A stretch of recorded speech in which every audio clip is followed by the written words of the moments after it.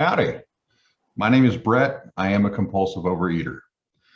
Welcome to the first ever Dallas Virtual Convention. This session's format is a 15-minute guided meditation followed by discussion by Shelly on how she applies the 11th step in her life. There will be time for journaling and sharing. Here is some housekeeping information. Attendees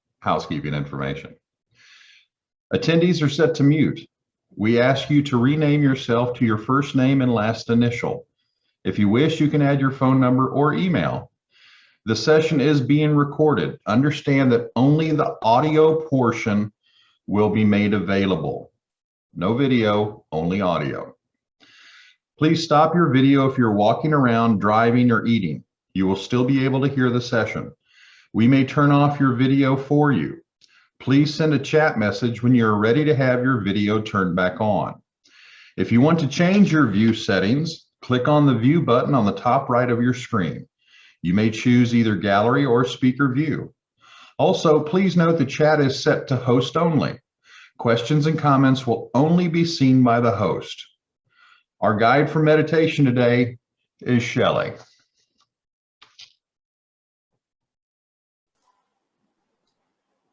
Okay, I'm muted. Okay, thank you. My name is Shelly Bass. I'm a compulsive overeater. Thank you for joining this morning. I am going to lead us in an 11th step on awakening meditation. And this is a program of action. So we're going to take a couple of actions first. If you are so willing and you have a big book available, we're going to reference the big book. And I would love for you to have a journal and a writing utensil to work with so that we can take action on our spiritual program this morning. So I'm going to give just a minute for you all to do that if you would like to, and then we will get started.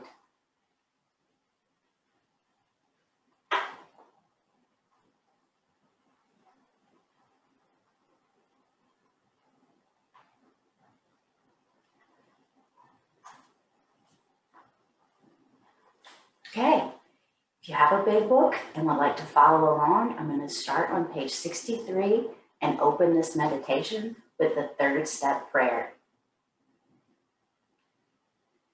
God, I offer myself to thee, to build with me and to do with me as thou wilt. Relieve me of the bondage of self, that I may better do thy will.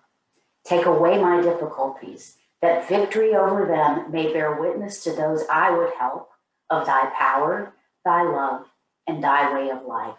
May I do thy will always. As we enter this time of meditation, we're going to turn to page 83 of the big book. And I want to read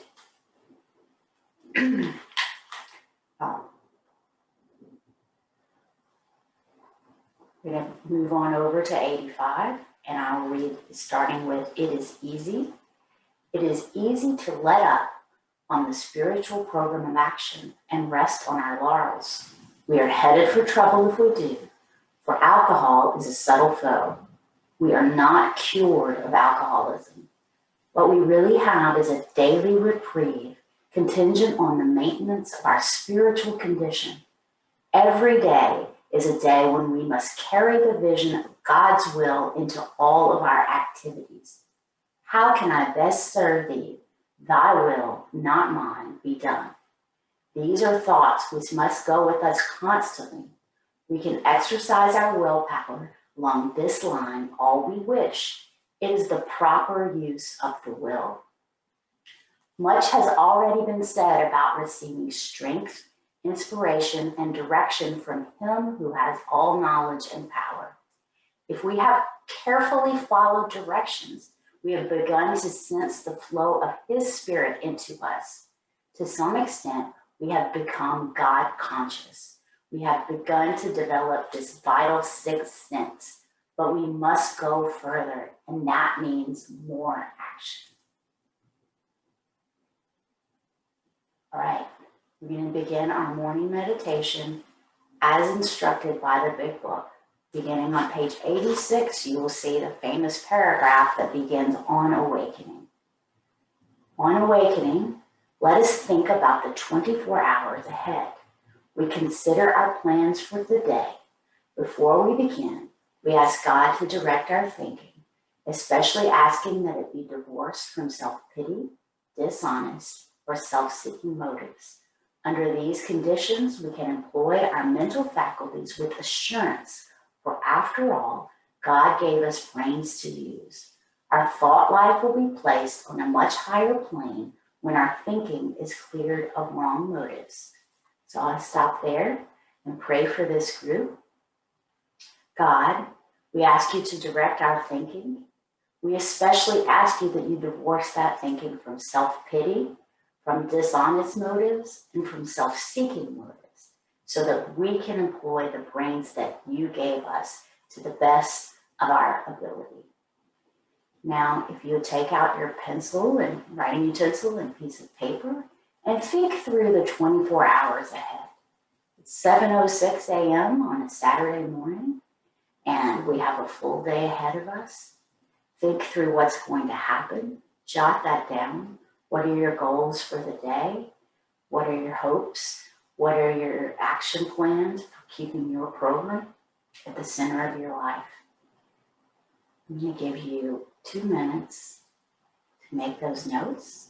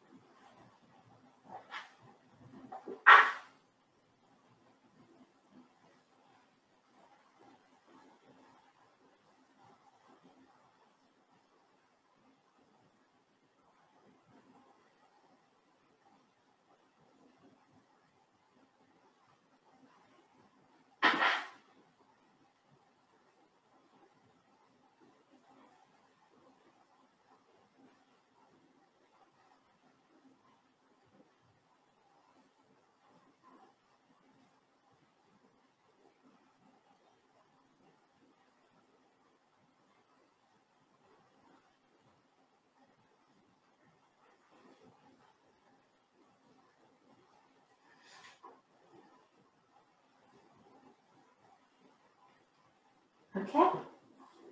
Hope you've thought through your day. I hope you've thought positive, encouraging thoughts about it. And I wonder for you if it happens as it does for me. We'll read the next paragraph. In thinking about our day, we may face indecision. We may not be able to determine which course to take. Here we ask God for inspiration and intuitive thought or decision. We relax and take it easy. We do not struggle. So I want you to all take a deep breath.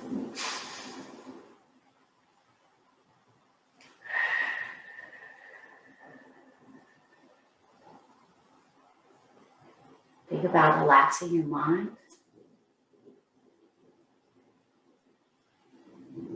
Relaxing your neck and shoulders.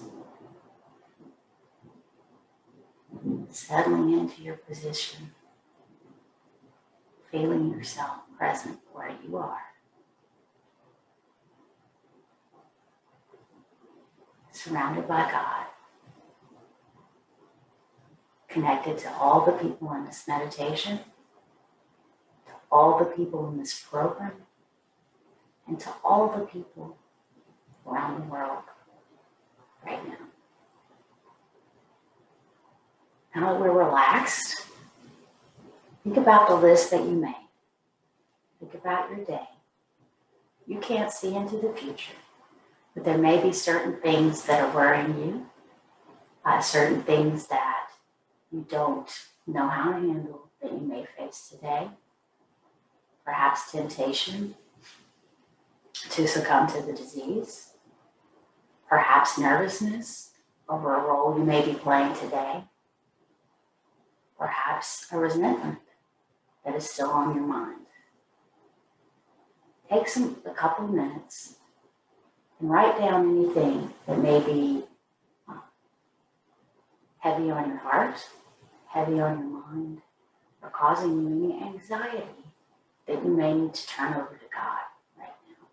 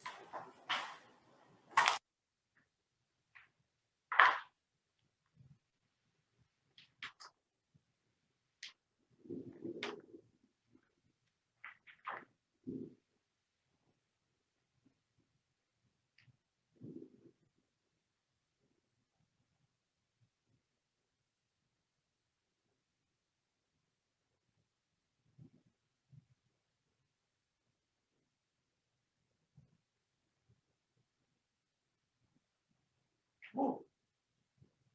To the extent that this exercise has brought up any resentments that we need to take care of, we are going to stay in the resentment prayer. Now we'll go through this. It's on page 66 of the big book. I'd like to start with, Dear God, we realize that people who wronged us are perhaps spiritually sick. Though we do not like their symptoms and the way they disturb us, they, like ourselves, are sick too. We ask you, God, to help us show them the same tolerance, pity, and patience that we would cheerfully grant a sick friend. When a person offended us, we say to ourselves, this is a sick person. How can I be helpful to him? God, save me from being angry. Thy will be done. Okay. We go back to page 86 and 87, and we learn that after we've relaxed and taken it easy, and we've shared this information with God, we are often surprised how the right answers come to us after we have tried this for a while. What used to be the hunch or occasional inspiration gradually becomes a working part of the mind. Being still inexperienced and having just made conscious contact with God, it is not probable that we are going to be inspired at all times. We might pay for this presumption in all sorts of absurd actions and ideas. Nevertheless, we find that our thinking will, as time passes, be more and more on the plane of inspiration. We come to rely. I'm going to pause here and ask God to be with us as we move through this day imperfectly. We know that we can be misguided by our own disease, by our own thoughts that are not of God, and we forgive ourselves for those, and we ask for His forgiveness as well. And we will move forward, learning from any mistakes we made and trudging the road of happy destiny. Now, we usually conclude this portion of the meditation with a prayer. So I'll say that prayer now. We will, God, please let us be shown all throughout the day what our next step is to be, and that we be given whatever we need to take care of such problems. We especially ask for freedom from self-will and are careful to make no request for ourselves only. We may ask for ourselves, however, if others will be happy. We are careful never to pray for our own selfish needs. Many of us have wasted a lot of time doing that, and it doesn't work. You can easily see why.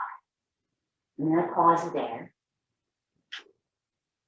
At this point, we're going to write down any prayers that we have for today that are not selfish in nature, but rather requests for guidance from God that would help not only us, but others in this world, how we can be useful. I also invite you to write down thank yous to God or whoever your higher power may be for the things you're grateful for today. So I'm going to pause and give you a couple minutes to write these down.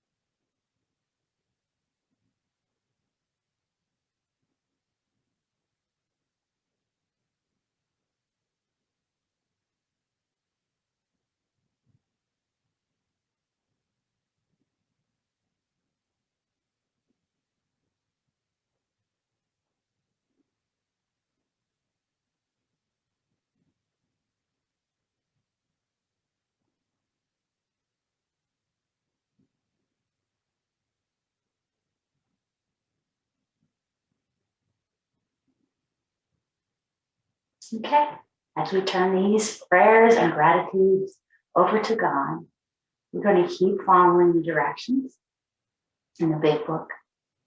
Now says, if circumstances warrant, we ask our wives or friends to join us in morning meditation. If we belong to a religious denomination which requires definite morning devotion, we attend to that also. If not members of religious bodies, we sometimes select and memorize a few set prayers which emphasize the principles we have been discussing. There are many helpful books also. Suggestions about these may be obtained from one's priest, minister, or rabbi. Be quick to see where religious people are right. Make use of what they offer. Here, the big book is essentially turning us loose to add to our meditation what we need for our spiritual development. At this point, I like to say any prayers that are important to me. One that is often used in 12-step programs that appears in the AA 12 and 12 is the prayer of St. Francis. So I'm going to read that now. Lord, make me a channel of thy peace, that where there is hatred, I may bring love, that where there is wrong, I may bring the spirit of forgiveness, that where there is discord, I may bring harmony, that where there is error, I may bring truth, that where there is doubt, I may bring faith, that where there is despair, I may bring hope, that where there are shadows, I may bring light, that where there is sadness, I may bring joy. Lord, grant that I may seek rather to comfort than to be comforted, to understand than to be understood, to love than to be loved. For it is by self-forgetting that one finds. It is by forgiving that one is forgiven. It is by dying that one awakens to eternal life. Amen. You'll notice that in this paragraph, it also leads us to helpful books that are available either through our religious bodies, through our own spiritual path. These are sources that are not necessarily program resources, but whatever nourishes you in your spiritual path. As an example, however, this is the time in the meditation, according to page 86 to 87, that we can turn to other program literature. And I'm going to read from, for today, June 12th, as an example of what we can add to our meditation at this time. We know what a person thinks, not when he tells us what he thinks, but by his actions. Isaac Bashevis Singer. Members of Overeaters Anonymous who practice the principles of the 12-step program in their lives are said to walk the way they talk. Newcomers sometimes find it difficult to distinguish them from our brothers and sisters who merely talk the talk. There are some in the latter category who, by virtue of having lost weight, are thought to be authorities on the program. They tell us how to eat, how to work the program, what to do about our problems, in short, how to live our lives.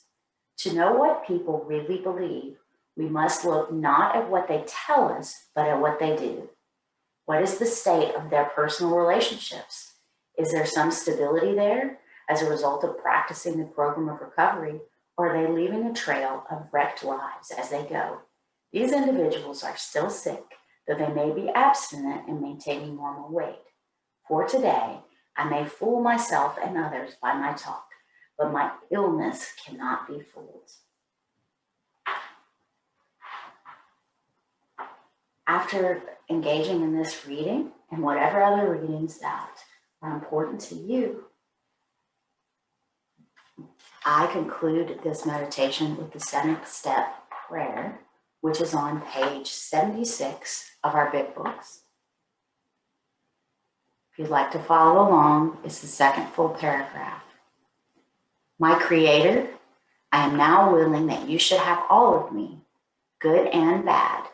I pray that you now remove from me every single defect of character which stands in the way of my usefulness to you and my fellows. Grant me strength as I go out from here to do your bidding. Amen. Okay, that concludes our 11th step meditation. I hope that you enjoyed that. I'm going to talk for a few minutes about what this means to me and how I use it in my recovery. I can tell you that when left to my own devices, I don't do very well. I face a lot of indecision. I get agitated and I get doubtful. And I try to do too much. I overthink things and my perfectionism gets in the way. So when I was shown that the big book gives specific instructions on how to conduct a morning meditation, I was so relieved by that. And I still have taken those instructions and tried to make them more complicated than they need to be, or not seen what I was supposed to do there. And so over time, I really analyzed these paragraphs dealing with the on awakening, and it has become the pillar of my spiritual program. So I'm not an authority on this, but I can tell you that when we first read these paragraphs, it's hard to see those instructions. It's easy to go through this in a rote fashion and not really dig into what it says, but it's all there. It's all there, and it provides me with comfort and just relief that I don't have to invent this. You know, one of my favorite parts of this, and something that does not come naturally to me, is we relax and take it easy. I don't know about y'all, but relaxing and taking it easy when it comes to addressing the things that cause me to wring my hands, these things that we've written down as our resentments, as our fears, as our worries, I don't do well with that. I can feel my shoulders in my ears. I am not a relaxed person. I am high strung. So the fact that it tells me this and that I don't struggle, I think about how much I can take just a small problem and turn it over and over in my head. And I realized that my looking for strategies and answers is the opposite of surrender. Struggling is the opposite of surrender. One of our speakers today, when I heard him speak at the convention in 2018, he said, surrendering is just joining the winning side. I want to be on the winning side. I don't need to struggle against it. All of the people in this room, we're on the same team. I want to be on your team. I want to be on a team of a power greater than ourselves, because my best thinking got me in a whole bunch of trouble. I think about the different kinds of suffering, and there's the suffering of physical pain that we can't always control. There's the suffering of consequences that we can't always control. But what we can control are the stories we tell ourselves about that suffering and what we do with it. And the acceptance and surrender of this program is how I keep from creating more suffering for myself. I don't have to do this alone. I don't have to believe the stories that my disease tells me or that the world tells me about who I am, what is valued in me, and what I should do with my character defects. So this really helps me to stay grounded. And I try to read in the morning after I do this, the next paragraph. I believe it's going to be on page 87 at this point. Yes, the bottom of page 87. Okay. No, the bottom of page 86. In thinking about our day, we may, no, that's separate. Yes, the bottom of page 87. Sorry for the confusion. As we go through the day, we pause when agitated or doubtful and ask for the right thought or action. We constantly remind ourselves we are no longer running the show. Humbly say to ourselves many times each day, thy will be done. We are then in much less danger of excitement, fear, anger, worry, self-pity, or foolish decisions. We become much more efficient. We do not tire so easily, for we are not burning up energy foolishly, as we did when we were trying to arrange life to suit ourselves. It works. It really does. We alcoholics are undisciplined, so we let God discipline us in the simple way we have just outlined. Then we learn the foreshadowing, but this is not all. There is action and more action. Faith without works is dead. The next chapter is entirely devoted to step 12.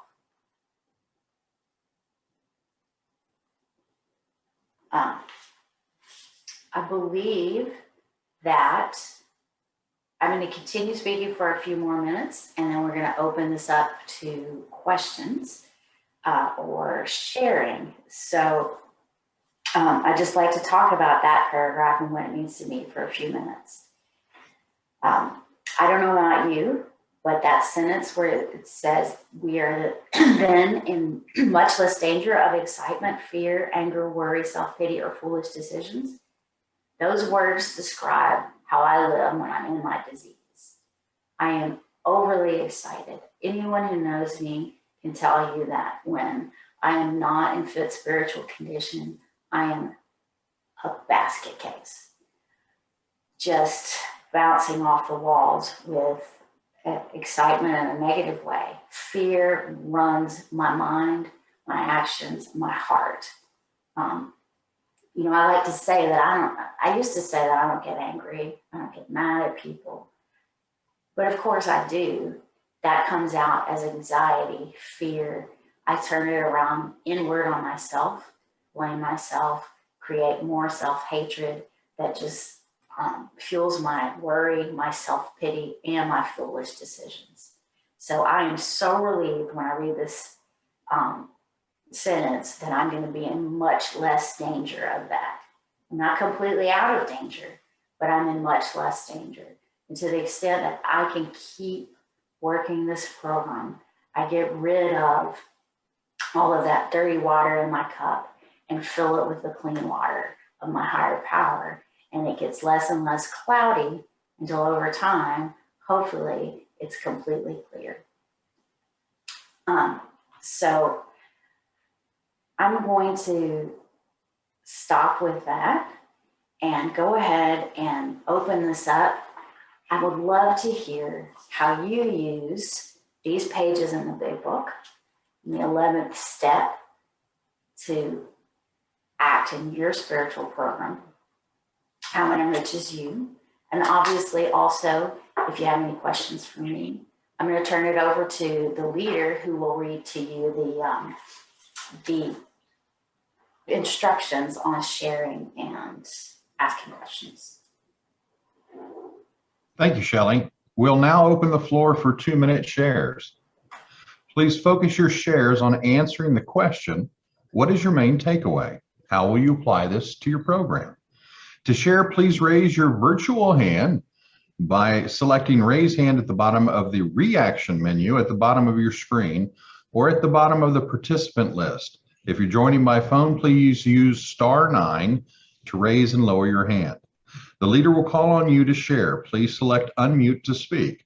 The timer will signal when time's up. The meeting is now open sharing. The leader will call on people as they raise their hand.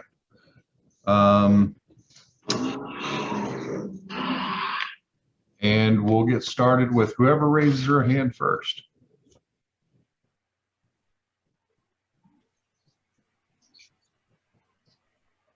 Davney, go ahead.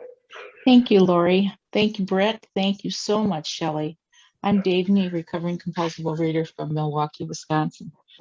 Thank you for sharing such a beautiful, simple way of meditation this morning. I was just blown away by what I did. In addition to your calm voice and the peaceful attitude, you took the words of the big book and brought them to life for me today. And I really am grateful for that. I've read them for years. It's very easy to read, but you brought I just felt the energy. I felt your energy and your positive attitude. So I thank you for that and have a wonderful, wonderful day. Looking forward to everything. I pass. Thank you.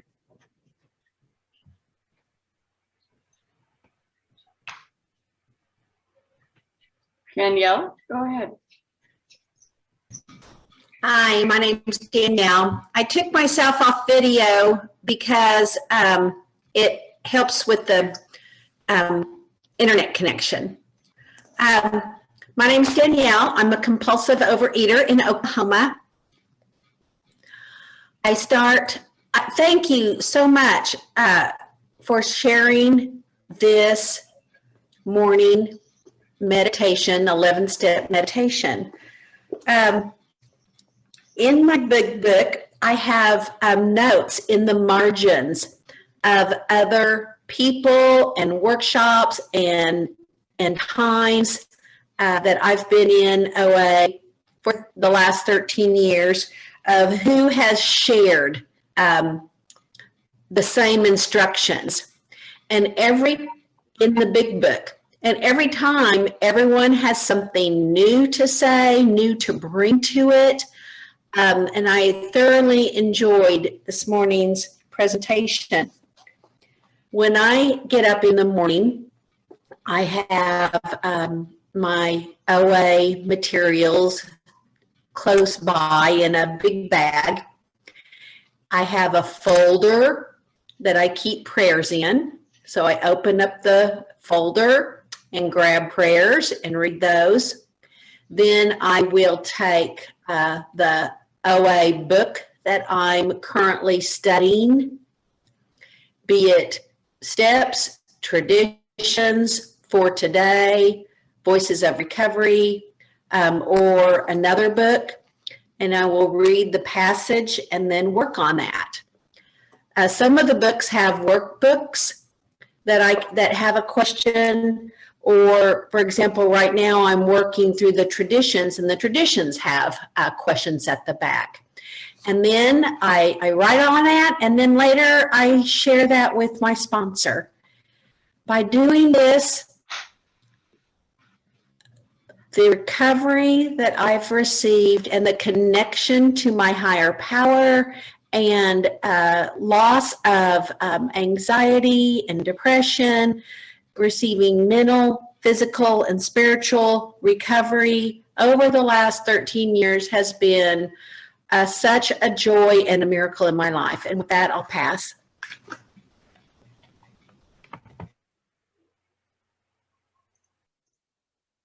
Thank you, Danielle. Seneca, go ahead. Hi, this is Seneca. Can you hear me? Yes, go ahead.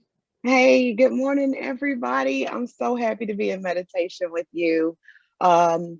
This process has been amazing for me. My story is I've been in OA for 12 years, recovered and abstinent since 2019, but been surviving relapse. I know that I've had recovery, but by not having a routine, by not establishing myself in what the big book and how it says it, taking it literally, this simple process lets me know if I'm starting on track or if I'm starting in my will.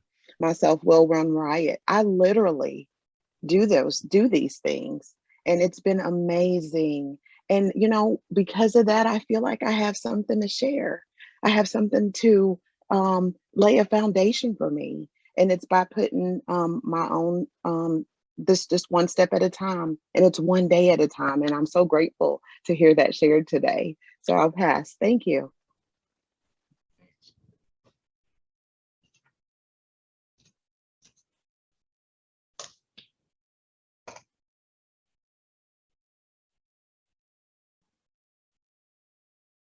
I'd like to raise my hand, which I don't know if I can do or not.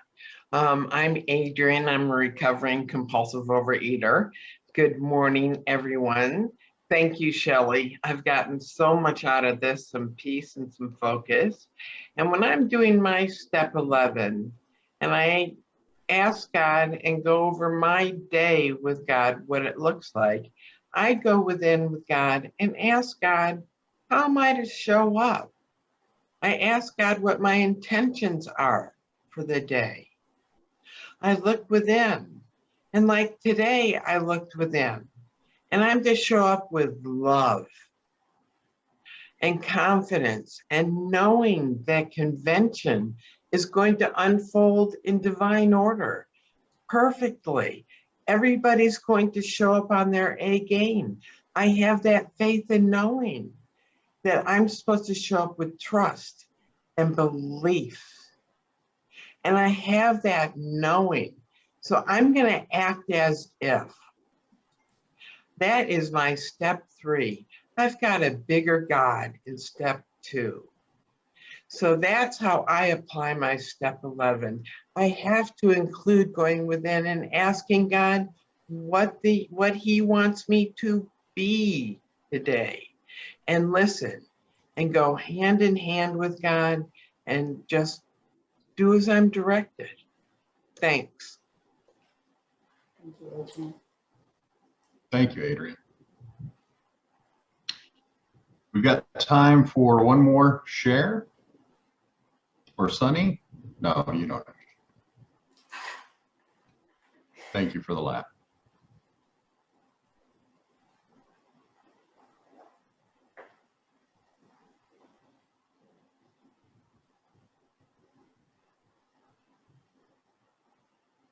If no one else would like to share, or even if you did jump in and interrupt me, but I like to conclude meetings that I run whenever we have step studies and whatnot with the last paragraph of A Vision for You, which is on page 164 of the big book. It says, abandon yourself to God as you understand God. Admit your faults to Him and to your fellows. Clear away the wreckage of your past. Give freely of what you find and join us. We shall be with you in the fellowship of the Spirit, and you will surely meet some of us as you trudge the road of happy destiny. May God bless you and keep you until then.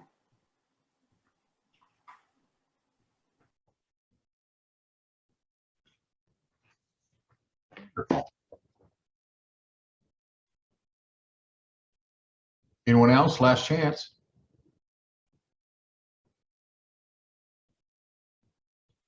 We'd like to thank everyone who joined us this morning, and Shelly for sharing with us this morning.